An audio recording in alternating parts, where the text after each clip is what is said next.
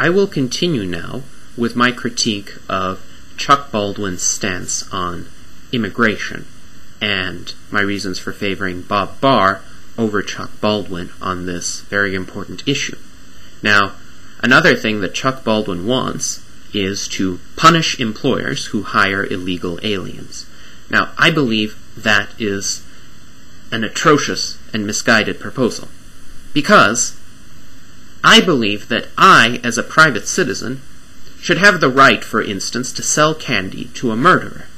Now, granted, the murderer did something wrong, but I, in my transactions with that individual, do nothing illegitimate by selling him candy.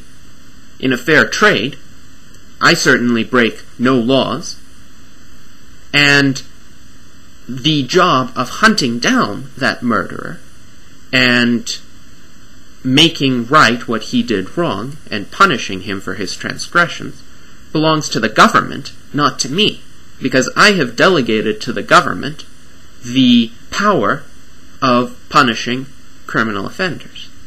Now, if I believe that I should have the right to sell candy to a murderer, I certainly believe that a company, a private entity, should have the right to make a labor contract with an illegal immigrant. Certainly an illegal immigrant has done a lot less harm than a murderer has.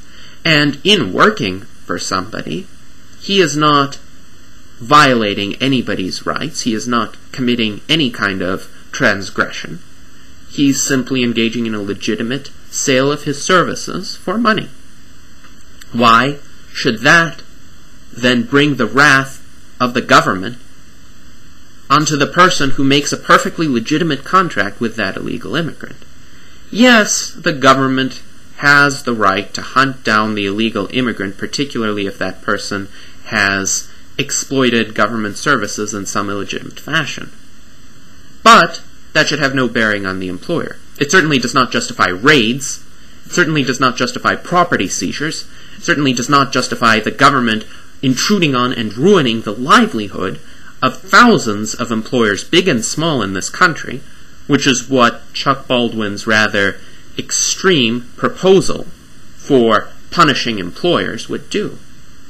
Indeed, many opponents of illegal immigration in wanting retribution against employers who hire illegal immigrants do not realize that this would turn our country into a police state. And I certainly will oppose that with my vote. Now, furthermore, Dr. Baldwin would like to institute local enforcement of federal immigration laws. Now, this is just what we need. More enforcement of federal laws. An extension of the federal government's scope and power by even greater cooperation of the local authorities with it. This would undermine the system of separated powers that the American founders had instituted.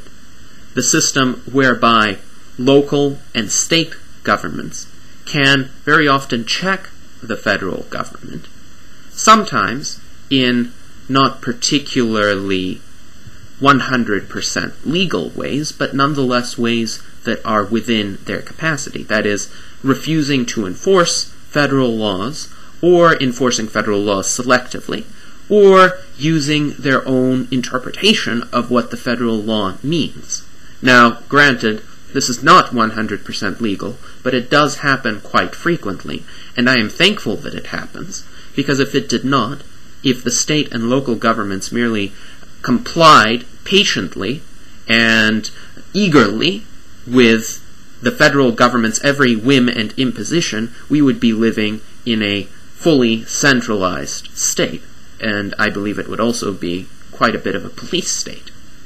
It is quite good that local and state governments have autonomy and often have the backbone to refuse to enforce certain federal laws.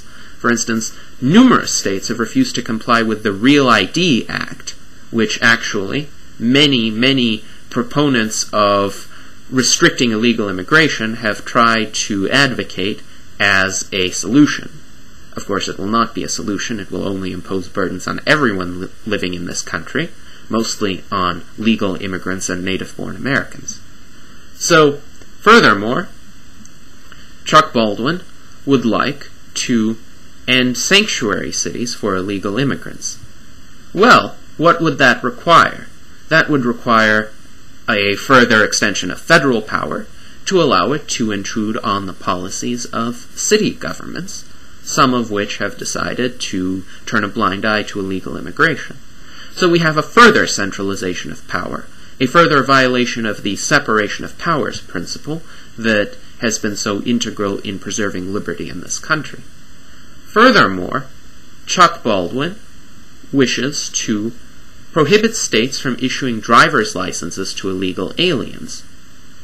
Once again, what business does the federal government have in telling states whether or not they may issue a driver's license?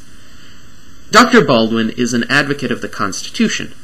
He claims to follow Ron Paul's strict constitutionalism, but I challenge Dr. Baldwin to point out a passage in the Constitution, one single passage that authorizes the federal government to intervene upon the discretion of the states in deciding to whom they may or may not issue driver's licenses. There is not one clause in the Constitution that says that the federal government is authorized to do this.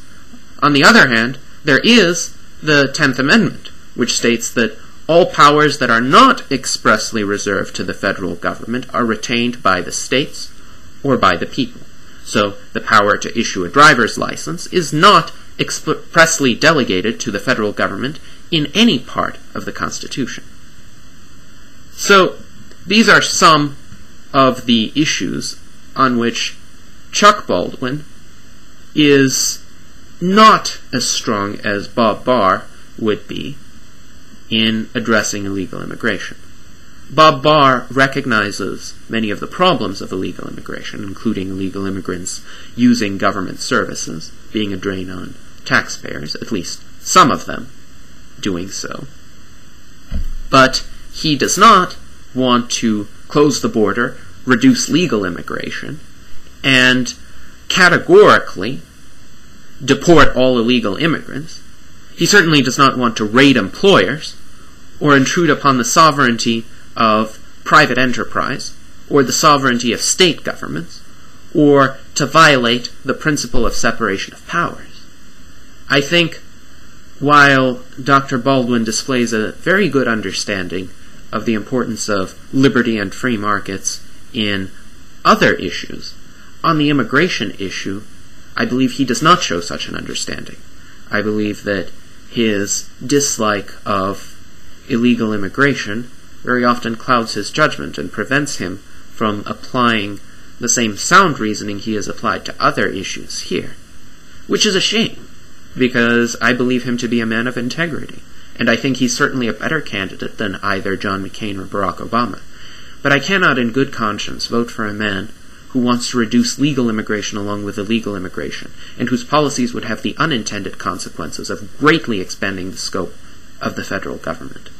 So Bob Barr it is, and I hope that my reasoning will likewise persuade you to vote Libertarian in this presidential election.